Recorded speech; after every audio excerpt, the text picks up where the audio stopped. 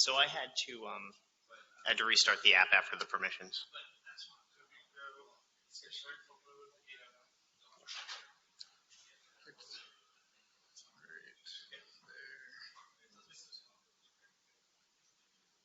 Entire screen is fine.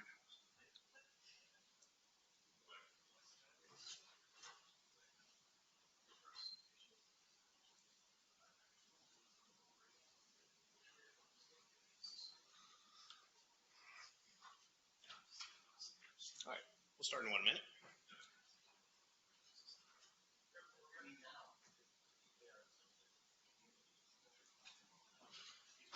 How is this mic on? No, not yet. Yep. Can you all hear me? Good. All right, we'll wait 1 more minute. I think they're just making the announcement now to get everyone back from lunch. If we get a couple more people, great. If not, this is a perfect size.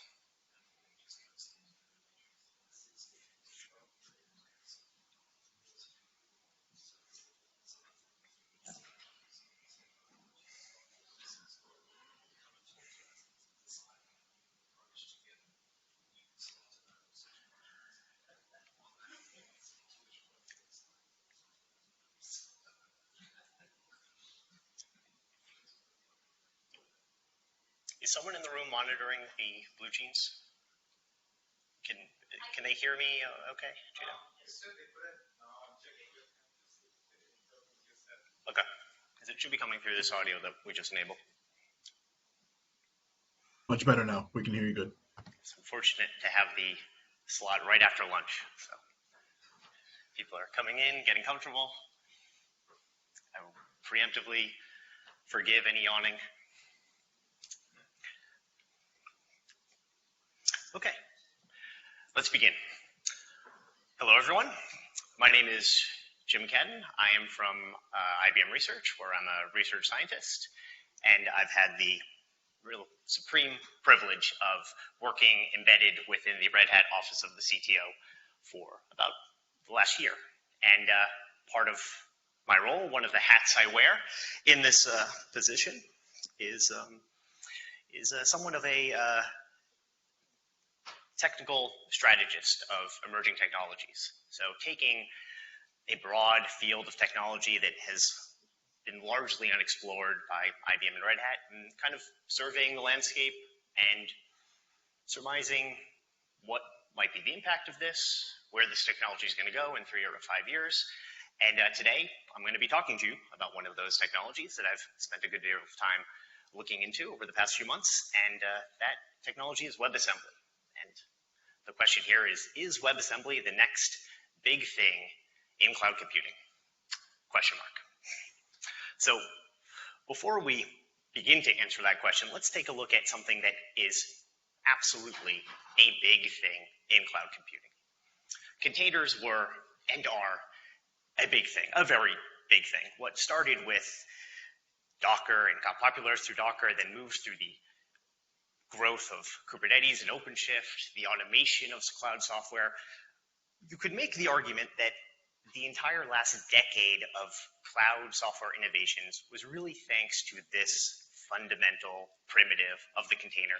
Things like rapid scalability, fault tolerance, availability, replication, the operations of software and supply chains, the composability of microservices, the automation of build pipelines, all thanks, or maybe due to, as a prerequisite, the abstraction of the container. So, needless to say, I'm a fan. I've been a fan for a long time. So you can imagine my surprise when earlier this year I began to see headlines that went sort of like this. Is WebAssembly the new Docker? Or how about this one? When WebAssembly replaces Docker? Well, okay, that's interesting. Upon digging, there's some pretty prominent opinions out there in this technology making similar claims. My original assumption was WebAssembly is kind of a browser technology, isn't it? Just a low-level, high-performance JavaScript? Here's a quote from Solomon Hykes, one of the co-founders of Docker and a lifetime proponent of containers. He says, if Wasm or WebAssembly and the WebAssembly system interface existed in 2008, we wouldn't have needed to create Docker. He goes on, WebAssembly on the server is the future of computing.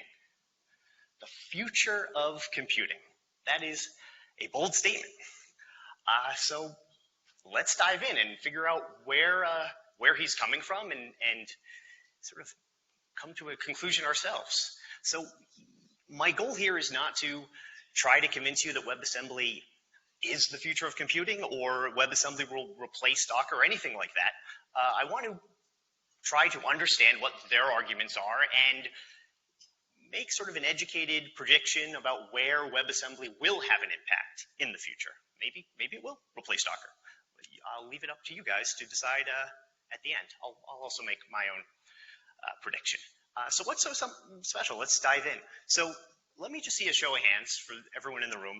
Who here knows about WebAssembly, has heard about WebAssembly? All right, a few of them. Good. But some hands not so well. So I'm going to try to identify what I view as the most important or the most salient features of WebAssembly sort of broadly. So first and foremost, it's a universal binary format. It's a intermediate compiled binary type. This is the assembly part of the term WebAssembly. These are low-level hardware-like operations, reads and writes to memory, bitwise operations, etc., that you take high-level languages like Rust, C++, Go, JavaScript, Python. The Wikipedia page claims 40 different languages have a WebAssembly compile target, and you build it to this intermediate file type that runs these low-level operations. And now this file type, because it's not specific to your x86 hardware or your ARM, can run across platforms, across architectures. So it's this build once, deploy anywhere model of this binary, of this intermediate binary type. And how that is enabled is because it's a binary type describing a simple, single-threaded, stack-based virtual machine. This is not an KVM, QEMU virtual machine with virtual devices or anything like that. It's more like a virtual Turing machine. Simple operations, and this virtual machine can be embedded or managed entirely in user space. It's a managed process, effectively. This is enabled because there's no need for any sort of authority requirements from the host, from the hardware. Sort of natively, you can just run this thing as a process or embedded in another piece of software. A web browser, for example. Hence, we get the web part of the story. You do have to, of course, take this intermediate binary type and translate it to the actual hardware that you're running on. And this is typically done through a JIT, just-in-time compilation process during execution. There's also the ability to, ahead of time, sort of do an additional compilation step and bring it into ARM or x86 where it's running. There's also the ability to interpret it, basically run it in an emulator in user space. There's actually a WebAssembly interpreter written in WebAssembly that you can presumably feed it its own code, and it will give you a WebAssembly interpreter written in WebAssembly. It all runs in the browser. Of course, your performance speed will vary upon whether you're running nested interpreters or native machine-level binaries, but ahead of time claims to run near native speed, and the JIT is not too far behind. And the third property here that's very important is this is designed to be an isolation sandbox. It's designed to safely encapsulate untrusted code. So it can run in a web browser, it can something that can download off the internet and run without corrupting your system or hacking into your online banking or something along those lines. The way this is done is by limiting the ability for the WebAssembly execution to sort of speak outward. It's a very minimal API. There's no global sharing across WebAssembly executions. There's no global state that it can operate on, such as file scripters or file systems unless those resources have been explicitly granted by the host. So it defaults to this, extremely limited execution model, and then any sort of permissions sort of have to be explicitly built up. So just to quickly review what is WebAssembly? WebAssembly VM is a lightweight, fast, embeddable, migratable execution sandbox. Multiple languages can be used to create these WebAssembly binaries, and then once that binary is built, it can effectively be run anywhere that you have one of these execution sandboxes ready to go. That's across operating systems, across architectures, embedded in other pieces of software. So with that in mind, where has WebAssembly been used? We're going to do a quick history lesson of WebAssembly. It's short. WebAssembly has not been around very long, but it was originally announced in 2014. The original intent of it was safe and efficient client-side compute. Binaries that could run in a web browser safely, downloaded by an end user, run in a web browser to do things like 3D modeling, scientific graphing, video games, AI/ML, etc. By 2017, all major web browsers supported Wasm backends. 2019, it became the official fourth language of the web, joining HTML, CSS, and JavaScript. And today, it's being used almost everywhere you see sort of computational software as a service like platforms like Adobe Photoshop Online, AutoCAD, WebGL. These are all WebAssembly-based backends. The other way that it's being used today is extending infrastructure sort of in the middleware of the cloud, bringing in custom policies, custom functionality into platforms like Istio and OPA. So it's the ability for a customer to specify a small bit of execution, maybe a function, and for that function to run at critical places of the infrastructure. And the benefit here is that it's run safely. You're not going to corrupt the cloud or corrupt your deployment. Sandboxing this user code in existing applications, I kind of think of this as a user-level eBPF in this sense. The customer will build their piece of execution, and then that is being embedded. So Ceph, for example, does not currently support WebAssembly, but there is a proposal for allowing Ceph or WebAssembly modules in Ceph clusters. But the three other ones already do. OPA, Istio, KubeWarning all use WebAssembly as their default way to do customized extension of the platform. So this has been around for a few years. And now we're getting to the more interesting stuff, is the arguments being made in the blogosphere this year about WebAssembly standalone, or that tweet from Solomon saying WebAssembly on the server is the future of computation. So in this case, the WebAssembly VM runs on the server natively as a process. You're running just a WebAssembly binary. This is being driven primarily by the open source Bytecode Alliance, which is leading the effort to standardize the web interface for these executions to safely be able to access the file system, open network sockets, access clocks, mutex locks, the things that you need an operating system to do. A bunch of companies are using these Wasm VMs natively deployed on the server to speed up kind of event-driven executions in the cloud. Serverless and function as a service, you can imagine that you're running these lightweight, rapidly executable binaries.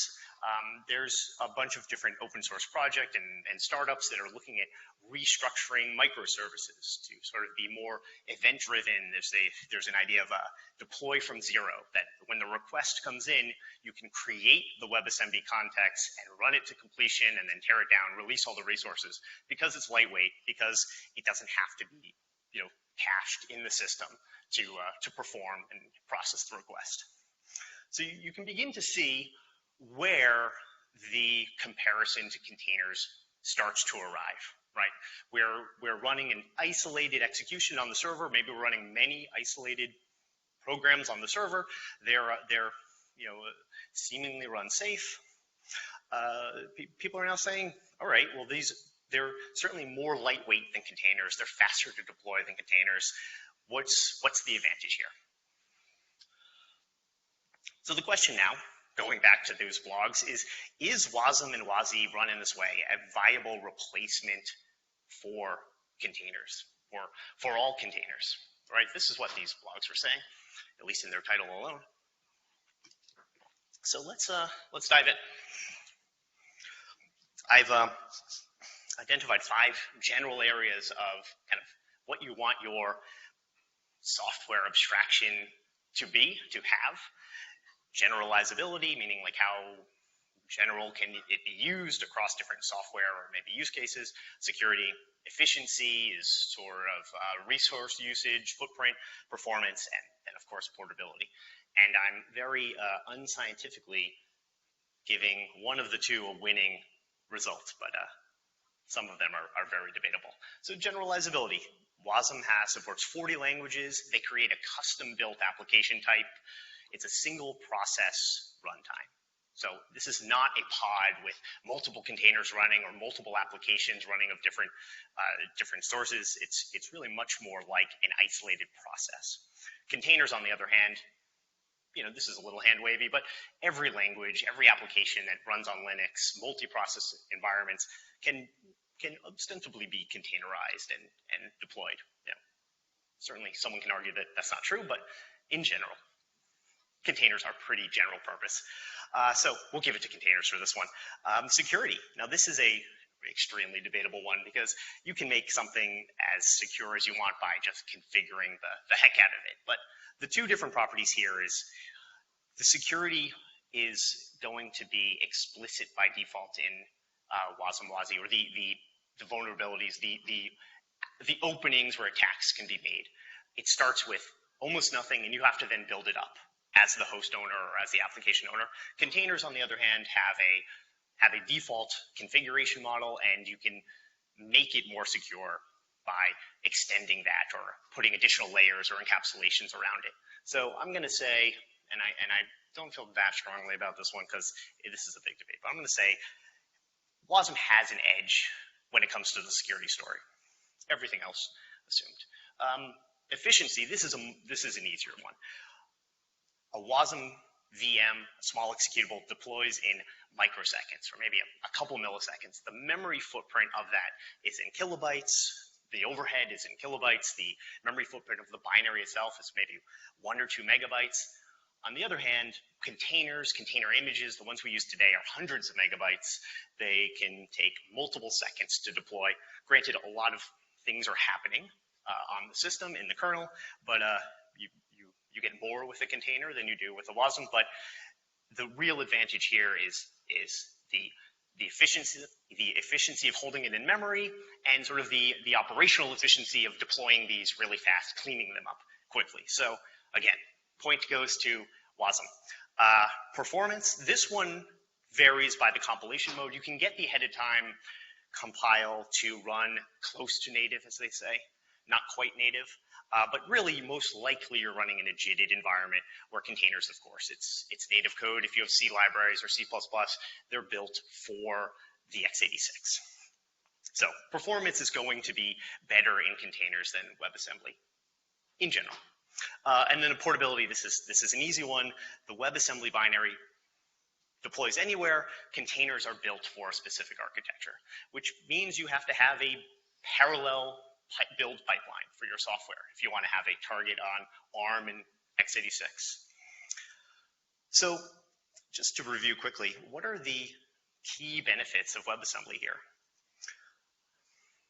Boiling it down to 3, I'd say the lightweight nature of these runtimes, the lightweight VMs, the ability to create them very quickly is a big advantage here. And this is what the serverless type of startups and applications and platforms are really leaning on. The sort of security built in from the ground up is nice. There's many open questions about what sort of access that a WebAssembly binary will actually need, like sort of a default locked down sandbox is not that usable in practice other than running like basic compute. You know, you're going to need network access, you're going to need file systems and these sorts of things. You of course can allow them, but it's now allowed by the host and managed by the host. Universal is also a key benefit of WebAssembly, that you have these binaries, you have these images that can be sort of seamlessly, effortlessly moved across platforms, from x86, from Windows, Apple, OS X, ARM. The same binary runs in the same way on all these platforms. So, is WASI a viable replacement for containers? My answer is yes, sometimes. And now we're sort of switching hats from the what's the technology today to where will this technology be in a few years from now. So my prediction is that WebAssembly is going to be most ideal for edge computing. There's a few reasons. This small resource footprint really complements these embedded systems where CPU, RAM is limited. The universal binaries enable seamless relocation from cloud, cloud edge, across edge devices, to mobile, and back again. The security model gives the device owner full control over what has access, when it has access, and if it's not explicitly given through this permission-based capabilities model, then it doesn't have access. So there's fine-grained security tools that can be used to really open up just enough of a window for your application to, access a library or write to a single directory in your host without giving them access to all of the file systems or all of the PID space or user accounts or anything like that. So I have a demo today that is the use of server-side WebAssembly on Microshift in sort of a simulated edge device. So let me, without getting too loud here, switch screens. Here it is. Okay, so what I'm going to demonstrate today is just a simple Fibonacci function. This is Rust language down at the bottom here. Rust is one of the perhaps closest related language to WebAssembly, and so it's built in natively into the Rust toolchain.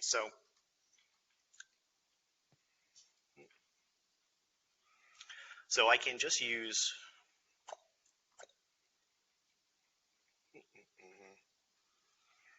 the Rust toolchain to build a WebAssembly 32 WASI target. It builds very quickly. We can then take a look at what we have here. See what the file size is. Release, and it's somewhere in here. So here's our Wasm that was just built. It's about 2 megabytes in size, and it can run now natively on the host. This is just doing I have a Wasm runtime called Wasm time installed on this host, and now I'm just executing that binary. This is not the interesting example. I'm just showing you what it looks like. So this is finding the Fibonacci sequence of index 42, and it's something like 200 million along those lines. So now it gets interesting. So we have a standalone executable, this intermediate binary. We can run it with it. This is a just-in-time interpreter, Wasm time. It runs pretty quickly. Most of that time is spent doing the compute. If it was Fibonacci of 5, it would just return immediately. So what we can do now is build this into a special type of container. Let me show you this container file. So take a look here. This is creating what I'm calling, doesn't really have a good name, but this is a Wasm container. It's based off the scratch-based image. It copies in the Wasm binary, and then the command is just run that Wasm binary. Now you can't, if I just tried to do / Fibonacci Wasm, it would not run in this context. But it will run in the OpenShift, in the Microshift instance that we run. So this is a standard container file. We can use builda to build, and the one custom component here is this this annotation that we're adding. We're basically saying that this is a Wasm module image. Other than that, this is just a standard container build. We'll call it localhost Fibonacci demo.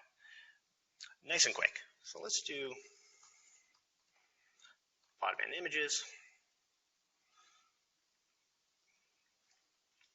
And now let's just take a moment to appreciate the size of this image. Here it is. It's 2.01 megabytes. So this is pretty literally just that Wasm binary with a little bit of metadata around it, a tag basically saying that this is a WebAssembly module type. And this is now just a standard OCI compliant container. I can push this to Quay or Docker.io. I can create a pod description that's saying run this container image, localhost Fibonacci, and with this annotation. Again, we are now just telling Kubernetes that this Wasm image annotation is required. And here's where it gets into, everything so far has been sort of custom tools.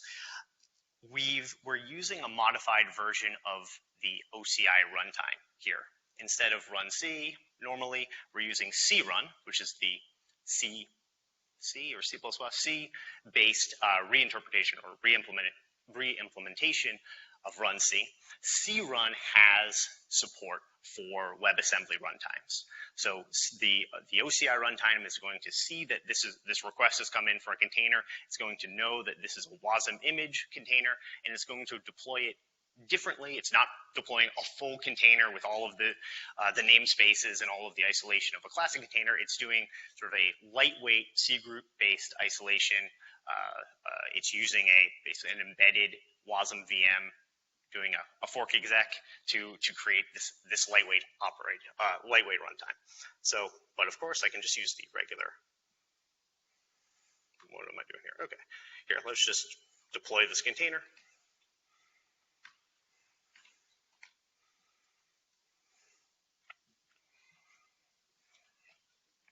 I have Microshift running locally, and I guess I deployed it already when I was practicing. And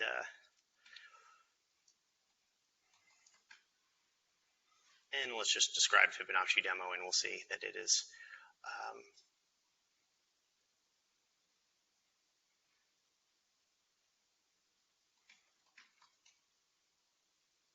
okay. Wow.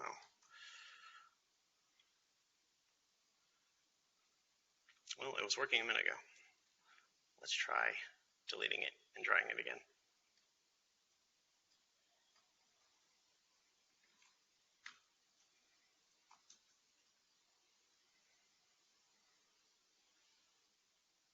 It's probably running this whole time.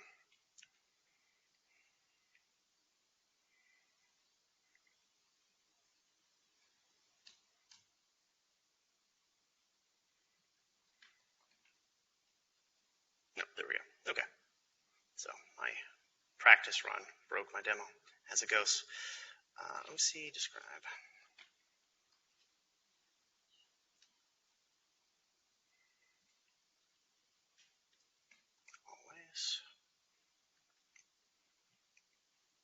That's the previous one. Okay, we'll do OC logs. Okay, well, it ran locally. It ran in a container through the Kubernetes or through the Microshift runtime. The nice thing about this container image, if I say were to push it to Quay, it can be pulled on any Microshift instance across any platform. The same container can run on an ARM64 Microshift. This was an x86. This is sort of where, I would say this is the leading edge right now of where Wasm has grown. The way it's being built, the way it has been, it's proposed to be integrated into existing platforms. So in this case, it was a container abstraction. We can talk about whether or not a container abstraction is the right home for executing Wasm, but this is where we're at today. And with that, I want to see if you guys have any questions. And if you learned something, let me just go back to my slides and say thank you very much for your time. Test 1, 2. How different is Wasm to a JVM or a .NET CLR? Yes, absolutely. That's a great comparison. So please I'm going to repeat the question once again. Neil is asking, how different or similar is Wasm to JVM or a .NET CLR? Mm-hmm. So in, sort of in high level, very similar goals from a Java JVM. We have this universal binary type, the ability to take other languages and build it down into a Java compatible one. The primary difference is just the memory footprint of what you're deploying.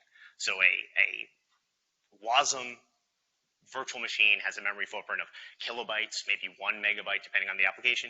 An empty JVM is hundreds of megabytes at this point. So it's slower to deploy.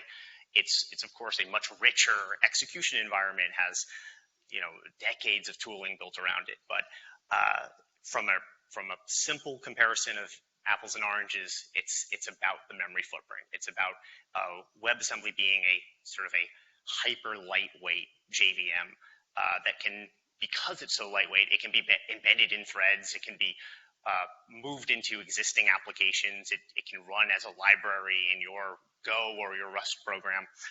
It's sort of an ability to be more of a universal virtual abstraction. I hope that answered your question. So this question is from Oleg.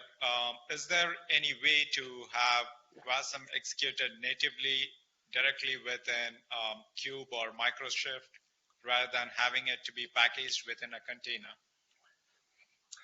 Great question, Oleg. It's the packaging within a container is really more of it's more of an illusion than what it appears to be.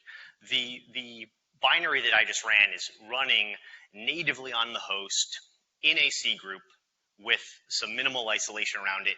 It's not doing a full container deployment. There's no file system, union file system being mounted. The container image itself, as I showed, was just the binary with the metadata tag effectively attached to it.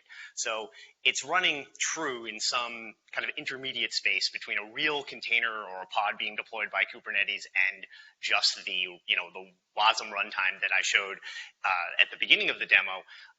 But I think that's what you get with sort of hijacking onto the Kubernetes pipelines and using the pod abstraction to deploy these executables.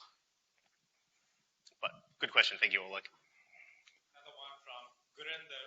Can you take an existing C++, Java, or C code and wrap it in WebAssembly, meaning like using existing libraries to create WebAssembly? Java, no. C and C++, yes, with an asterisk. WebAssembly is a new technology, and the place where it needs the most work is around the tooling and the infrastructure for building these software. So you can do it. They have ported Doom and Ultima Online to WebAssembly and running it from their C++ original to WebAssembly, running it in a web browser. So it can be done, but it takes some massaging of the different libraries. You may have to change some interfaces or some compile time flags or something along those lines.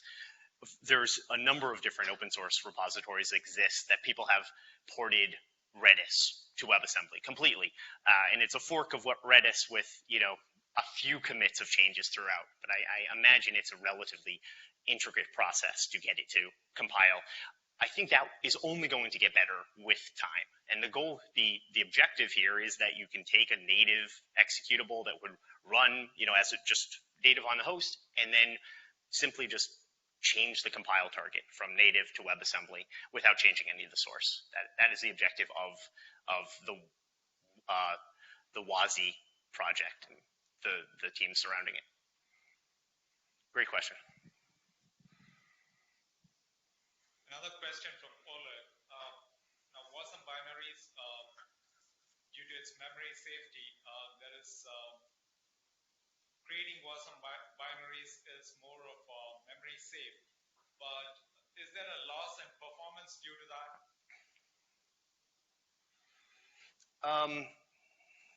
Yes. Yeah, with a modern compiler and linker, you're going to take advantage of just decades of, improvement of memory management that's happening at those compilation and linking stages. You don't get that compiling to WebAssembly. It runs sort of more of a simple or true version of the compilation. So compiling natively with GNU toolchains is going to give you certainly a measurable performance advantage, especially when it comes to managing large amounts of memory.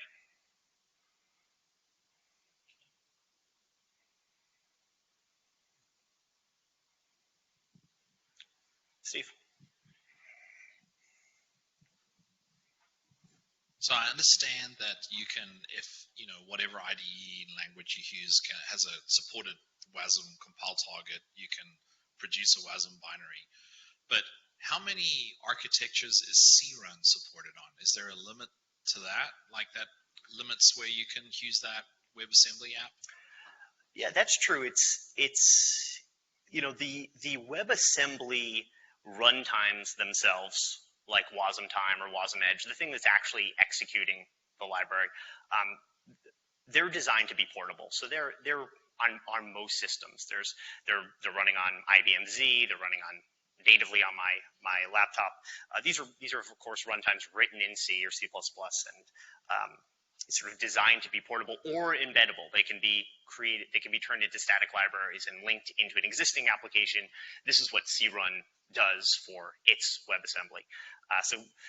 What we did is we rebuilt crun with the shared library of one of the WebAssembly runtimes in it, and crun has the logic of detecting what you need and feeding the binary and running that VM in quotes isolated.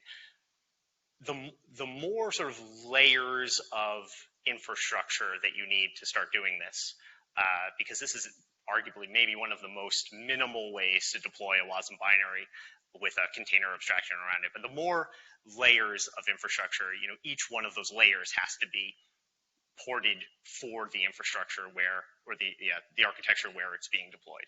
So for now, crun builds on ARM, it builds on x86, but it's Linux only as far as I know.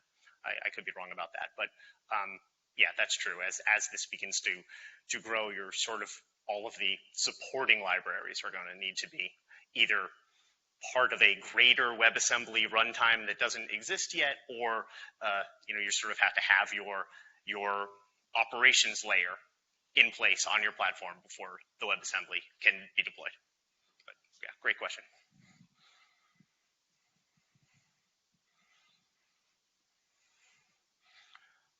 Anything else?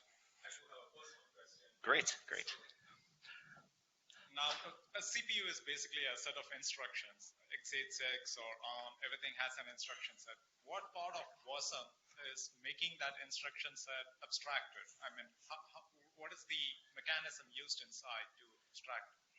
So I could be off here, but I imagine a Wasm instruction set to be much more like RISC-V, if you're comparing RISC-V to modern x86 with all of the extensions. It's simpler, it's more minimal, and it runs comparable, but without all of the magic of the actual hardware that you're running on. So you have a simpler instruction set architecture, and then that instruction set, then the magic must happen or does happen when you're JITting, just-in-time compiling your simplified virtual instruction set to the actual instruction set of your hardware. So there's a lot of advancement that needs to happen sort of at that JITting layer, or using a ahead-of-time compilation and doing that in an efficient manner to try to bridge that performance gap. But in some cases, just to make a sort of a global point, in the case of web, SaaS platforms that are moving Photoshop and Adobe Illustrator into the web browser. That performance gap exists. It's going to be slightly slower or maybe moderately slower than the desktop application, but it still is, creating a product that didn't exist before and feeding a need that exists in the world today. So part of the portability argument, part of the embeddability, if that's a word, is sort of coming at the cost of this performance tax, if you will. But again, sort of to a point I made earlier, I think that is a technical gap that will be bridged with time. The compilation layers, the compilation technology will increase. The just-in-time compilation will get better with time. And even today, with Wasm Time 1.0 being released just a few weeks ago, they were citing, an order of magnitude improvement in some of their JITted workloads from the teams working on that particular piece of technology. How are we on time? I think we're about done. 5 minutes. Okay. Well, very good. Dave.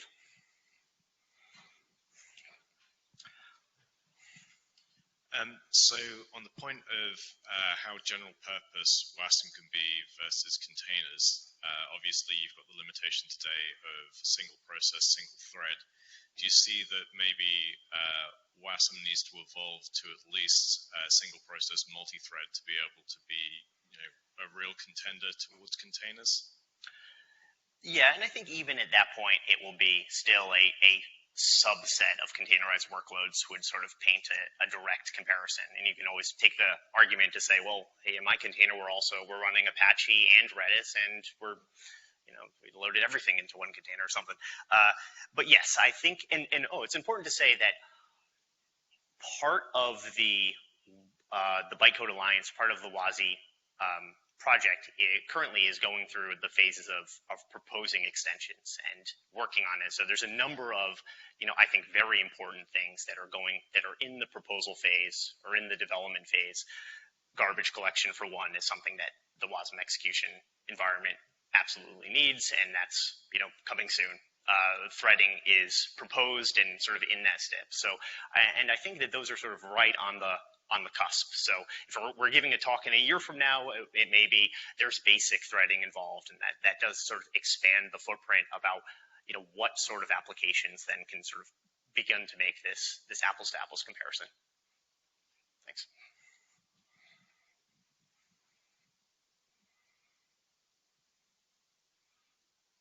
Okay, nothing else? Thank you very much. Really appreciate your time.